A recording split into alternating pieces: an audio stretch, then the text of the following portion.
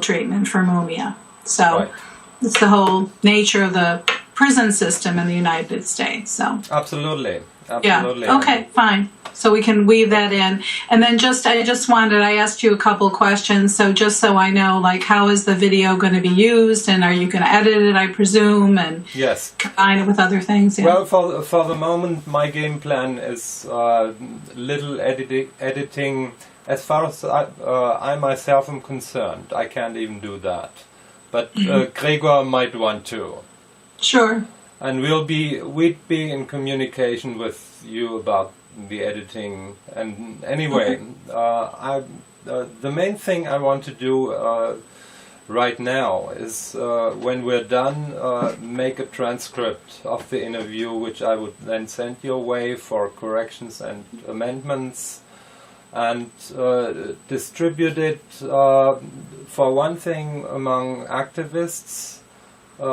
We have a huge distribution of people who get regular news about Mumia, and for another thing, publish it in the usual avenues like Junge Welt, Neues Deutschland, and whoever might like to publish it. Okay, fine. So I'll try and be concise as opposed to my going on and endless pages to answer one question or whatever. Okay, I'll work on this. Okay. There is certainly. Hast du schon angeschaut? There is certainly a lot to talk about. So let's start with what I call chronicle of current events. As far as I understand, Mumia's condition started to deteriorate dramatically around January. Is that right? That's correct. I saw Mumia, I think it was on January 5th. Yes. The beginning of this year. And he had mentioned to me before he was having, in earlier visits in the fall, some sort of rash or, felt itchy. But when I saw him in January, he actually showed me that the top portion of his arm had this very weird-looking, like almost little infections and stuff, little pimples almost.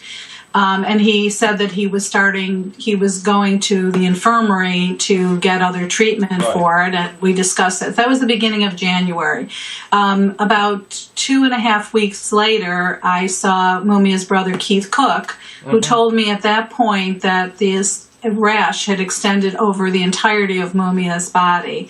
And shortly after that, Mumia felt so uncomfortable and so difficult for him to visit with people that he actually asked people not to visit him for a period of time, which was unheard of. Yeah, Annette's and my visit to him fell victim to that. We were in Philadelphia for 12 days and hoped to visit him, but it was just not possible in February.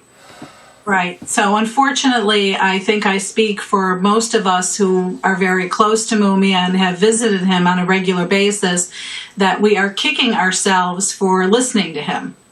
Yes. Because we are really very distressed by that. And that was one of the questions I wanted to ask. One of the things that were recently learned was his dramatic loss of weight. And to the tune of 60 to 80 pounds, which is quite a lot for such a short time span. Why wasn't something done earlier? Well, first of all, those of us who were close to him didn't see him in that period of time because he really, I'm not blaming him, I'm just saying we did not see that. Yes. We did not see that. We started hearing from other prisoners in Mahanoy who were close to Mumia that he looked like he was losing weight, and alarm kept on growing and growing about his situation and what was going on. But that was already way past. I mean, he went into the infirmary on, I think it was February 17th. Yes. I know thank you. Just correct my dates if I got them a little off here. But on February 17th, and he lost 20 pounds in the 1 week he was in the infirmary. 20 pounds. Wow. And and they ignored all that. We didn't know that at the time. Right. And so he did that, and they were constantly giving him blood tests. From my end, I did ask him whether he was getting various blood tests and all that. and did say to him, regrettably, I said to him, I will not force my way into the prison and try to get into the infirmary to see him, which I told him I was attempting to do if he promised me that he was actually getting the medical tests. Okay, nonetheless, bad decision. But we learned later on it was 20 pounds during that week, and he actually continued to lose weight. So in terms of the chronology, he spent a week in the infirmary from January 17th to another week. During that period of time, he lost 20 pounds. They also started a whole series of blood tests for him, in which they did a pretty full spectrum of blood tests. Those blood tests discovered the diabetes by then. What was in there is a constantly increasing blood sugar level, so that it was above normal. And also they saw that, well, during this period of time, he also had an extreme allergic reaction to the medications they were giving him. First to the antibiotic that they gave him, which apparently sort of created an explosion, like huge blisters on his body. And then also they treated him with steroids. Why did they give him antibiotics for his skin condition? Because there are some skin conditions that, in fact, are treated by antibiotics. That is, in fact, they do when it's extreme. And they were busy telling him and asking him about whether or not, or saying to him that he had a form of extreme eczema, which is a form of, skin irritation that can become pretty severe. Sometimes it's also increased by stress. Mumia certainly had been going through a tremendous amount of stress in that period of time. Not only the general problems, but Wadiya and his daughter, his youngest daughter, Goldie, also known as Samia, that's her birth name, died of breast cancer at the age of 35, I believe, in December. He had not been able to see her before she died. Wadiya was in great distress, so we had all those things going on at the same time. So at any rate, so he was saying it was eczema, his mother had eczema, and it sort of got said to him this was what it was, just eczema, and they needed to treat this.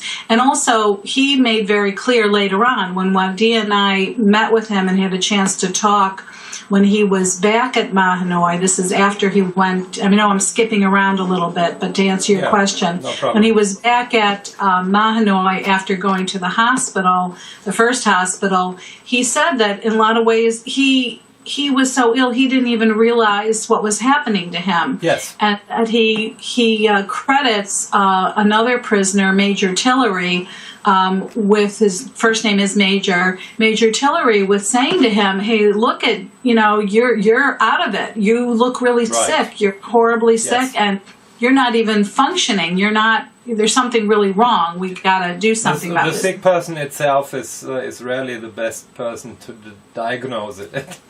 Exactly. And Mumia is no different. And in fact, he's a very private person, as I'm sure you know. Absolutely. He doesn't talk about himself. He's, of course, very prideful in a way that he doesn't want people to see him incapacitated, but he could not acknowledge it himself, which is totally normal.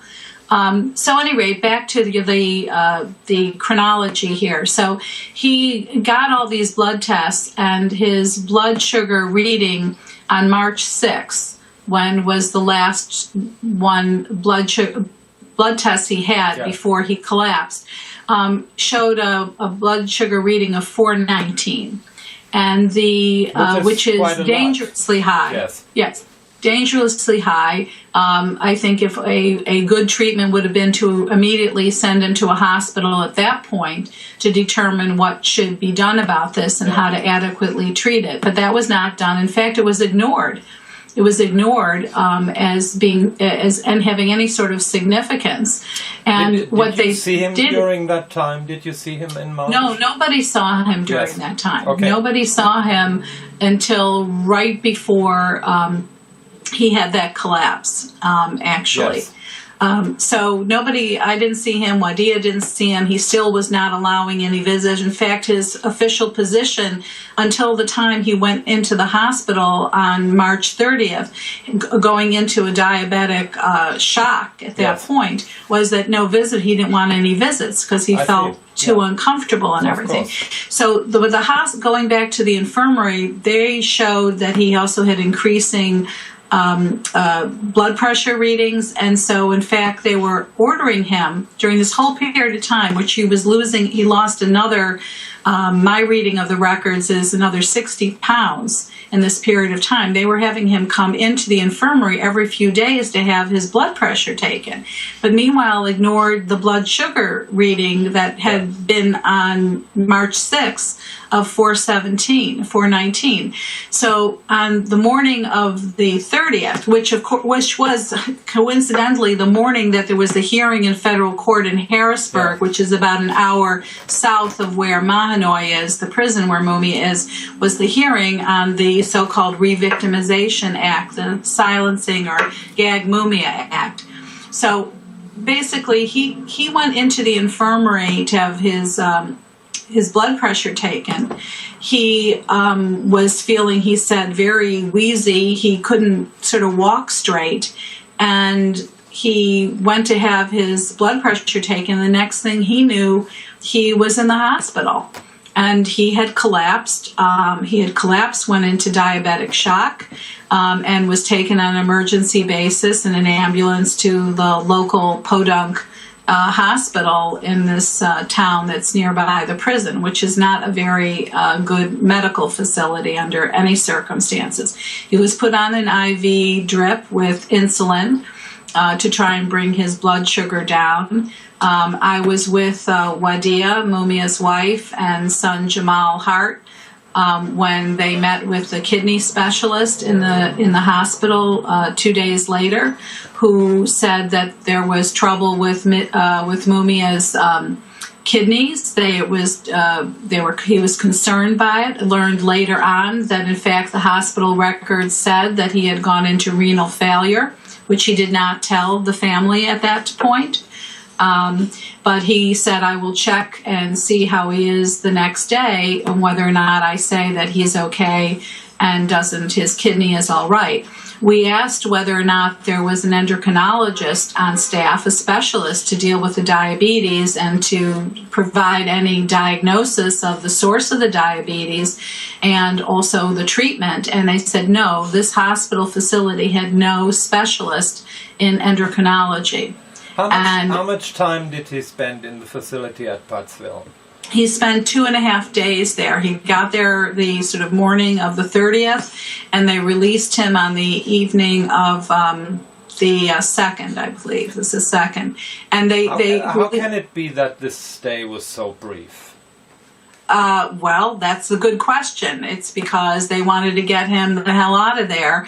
I believe the prison system wanted to, in part because on the one hand, this was not an adequate medical facility, but there was a certain amount of contact that Mumia's family and supporters had with hospital staff, and that actually, I think the DOC was very disturbed to learn that both the attending doctor and the so-called kidney specialist actually met with the family, and family members were able to talk to the nurse who was in charge of the ICU. That would have been one reason to get him out of there.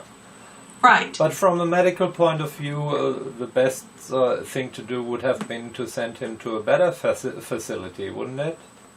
Yes, but they have no interest in doing the best medical care for Mumia. In fact, the whole history, just as you recognize and asked me about, they had a report on March 6th that Mumia had dangerously life-threatening high blood sugar levels. They did nothing to treat that for 3 weeks until he collapsed in the infirmary. So right there, and the fact that he lost, I believe 85 pounds, certainly, I mean, they're different. That's my reading of the records. Yes. 85 pounds in 5 weeks. They have no concern to treat Mumia adequately. I'm not talking about well treatment, even adequately.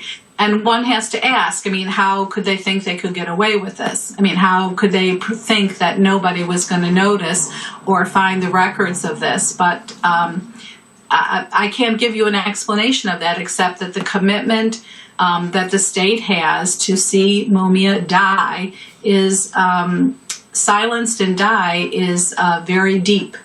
And they're not saying that every person there has that particular consciousness to do that or deliberateness to do that, but certainly that is the way the whole state has operated with him. Everything from my recent understanding, because here in Germany we were trying to figure out who has the overall authority over the process, that would be the Department of Corrections, right?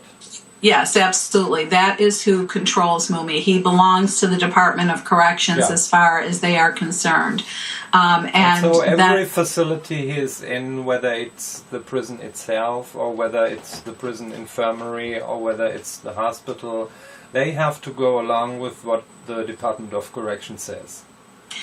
Not entirely. I mean, in terms of things like visitation and access to Mumia, yes. Though the DOC constantly, when Mumia was in the Schuylkill Medical Facility, which is in Pottsville near Mahanoy, when he went into the diabetic shock, they said that it's the hospital that won't allow the visitation. But it's security guards who are there from the DOC, from Mahanoy, who are guarding him, who are overseeing it. Every time, even when we got permission from the DOC for immediate family members to see Mumia, it was an argument each time to go back and get specific instructions said again to the security guards there. And there's another story, more complicated, when Mumia went to this second facility. But the DOC is not supposed to override medical determinations in a particular medical facility. So in other words, doctors themselves in another medical facility would be liable for malpractice if they did things that were beyond the thing. So their control is, Mumia belongs to them, but there are some other overriding considerations that one hopes would come into play. However, they are not obligated to do more than what they're sort of asked to do. Right. Let's go through the rest of the chronology up to now, from the beginning of April. So after 2.5 days, he was sent back from Pottsville to the infirmary in Mahanoy, right? How long did he stay there? He's still he was in the infirmary. He was only out for 1 day, and then they put him back in the infirmary. Okay. But even when he was in the infirmary, they did allow, with some fights in the beginning, they did allow visitation, and that's when you got the pictures that you've seen, and I have some others here too, but I presume you have them all, right? Probably so, yeah. Yeah, so in any event, that's how we got the photos. And again, the prison didn't want photos that were really close up of his body and particular areas of his body, like even his ankles and legs. And I think you really have to blow up all those pictures that you get digitally to actually have an idea of really how bad Mumia looked. Yes. Okay, so I don't review that, but it's right now unless you want me to. But he looked really grotesque. Let me ask an intimate question. Isn't it a problem for Mumia himself having these photos shown to the public, so to speak? At this point, no, because he recognized that he was mistreated. That he wants people to see the condition he's in. And so, yes, he is in agreement. He knows those pictures are being spread around the world. It's clear. Important for us to know, Yes, and it's a good question to ask. But no, he knew perfectly well what we were doing. And the pictures that were taken on Wadiya's and my visit with him with a picture of his, the profile of his face, he knew that was being used because Wadiya was there looking over him. And you could see there was things almost growing off of his ear. I mean, and his skin's horrible. Yeah. So he's been hospitalized all along, basically, and was in general population for 1 day. One day. That would be the upshot. And when was he sent to the new facility? What's its name? And when was he sent back? Okay. What happened is Wadiya, by the way, you should understand or appreciate, is the person who is authorized by Mumia to be the medical contact person as Yes. his wife. And he authorized that when he went into the infirmary again the first time back in January, or February rather. And so she has attempted to have daily phone calls with the chief medical officer at SCI Mahanoy. So she's attempted to do that, and he's not been available all the time, and a lot of the information she has gotten has been false or misleading, which she's aware of, but it was important to keep on tracking this. So in any event, what she learned shortly before Mumia was transferred is that they had well, I want to go back to something from an earlier period, but I'll answer your question first. She had learned that he had had some more problems with his legs, that his legs had blisters in them. This was, this was like around May 10th or something like that he had blisters on his legs. And the medical officer's name is John Steinhardt, told Wadiya that he must have he took a shower that night, and they think that he stood under the water too long and he burned himself and he got blisters. Yes. I mean, this was like absurd, just absurd, that this man stood under there and burned himself and got blisters. So, and his leg was his ankle was totally raw and open. And we heard from some other people who visited Mumia in those couple of days that he was in terrible condition, like from his knees down, and like his pants were already wet from something, going on, or some salve or something they had.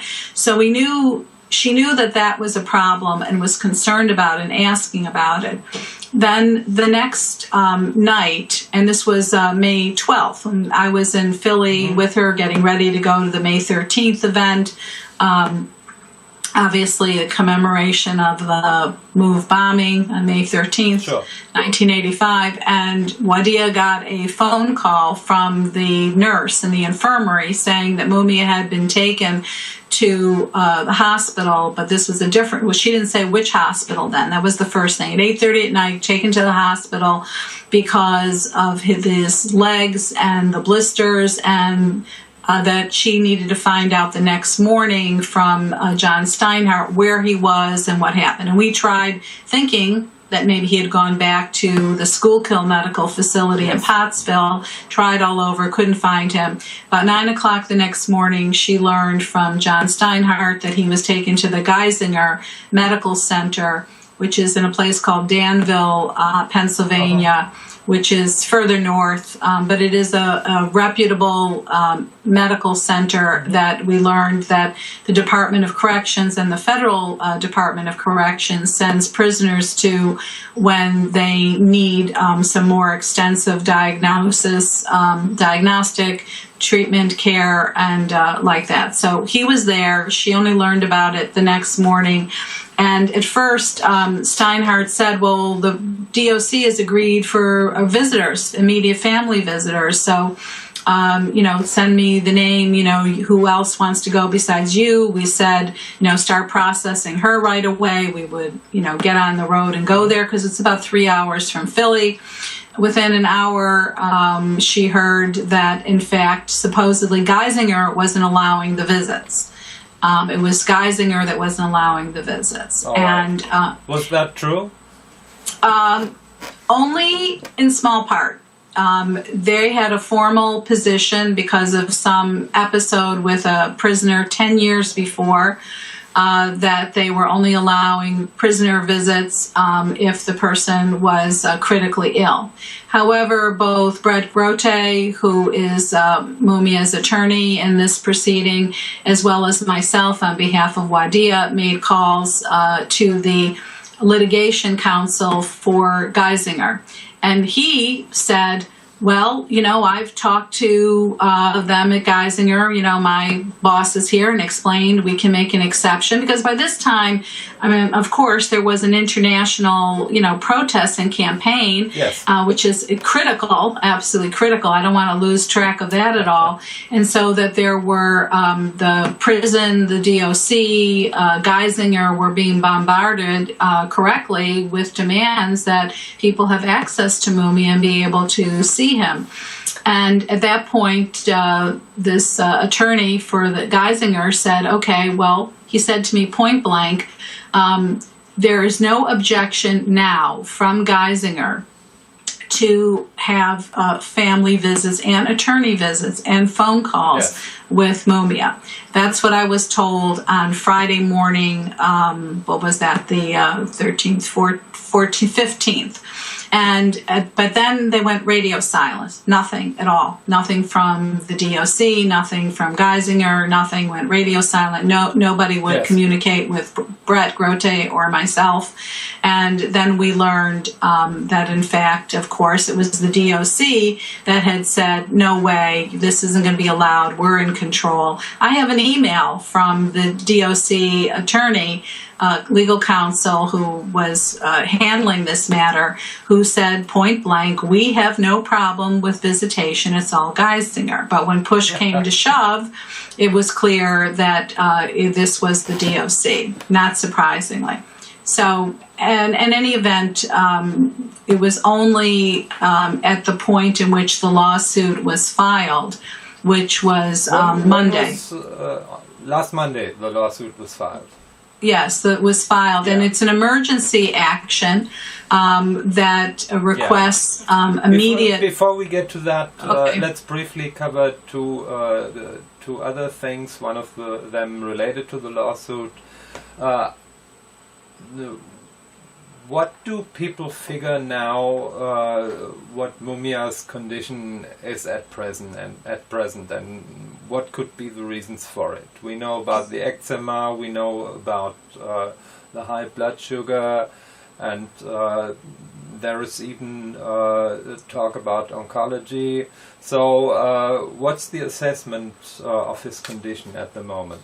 Okay, well, officially, not just officially, there is no real diagnosis yet about any of these things. His skin condition, the cause of the diabetes, there's not been enough diagnostic testing done to determine that. However, looking at the reports that existed, including a CAT scan that was done the middle of April, that again, just to make this point, the prison lied to Wadiya as to what the purpose of it was and what the finding of it was.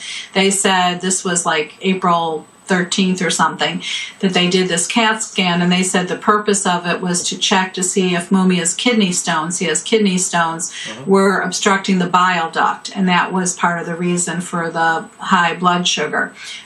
They said, no, that wasn't what it is. The bile duct is clear, and that was the only reason for it.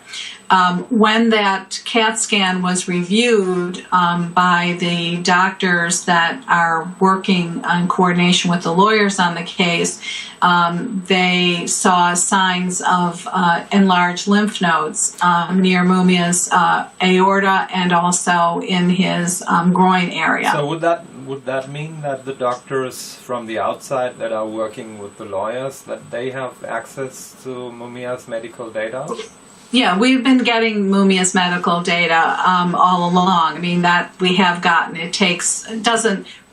Basically, once it's authorized, they process it, yes. And they have been processing it. So we have that information. But they don't have direct access to him, do they? Well, he authorizes, he could be the person to get that medical data himself. They're obligated to tell him. The doctors on the outside who are working with the lawyers, they don't have direct access to Mumia.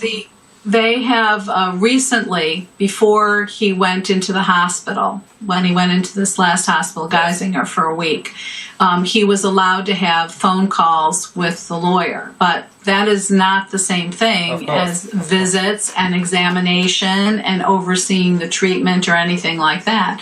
That's hearing from Mumia, what he is saying is happening and be able to give him some advice over how to handle some of the questionable medications he's given. But that is not the same thing as what is needed. Isn't there precedent even in Pennsylvania that outside doctors can see prisoners on principle?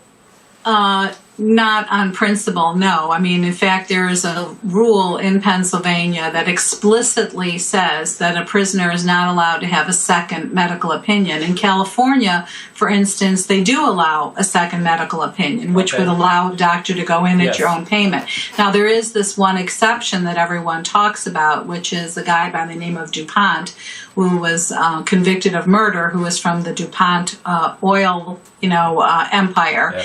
And I believe he got that special treatment because he built a whole wing of a prison or something like that. So, yes, there is precedent, but it is a precedent that exists to make the point that is not likely to happen to Mumia. In fact, yes. I want to just interject here that it is. I think it is no less difficult to fight to get Mumia out of prison completely than it is to get Mumia good medical care in prison for the rest of his life.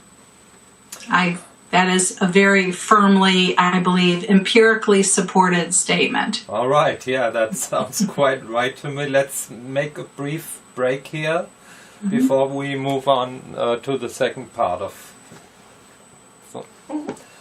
the interview.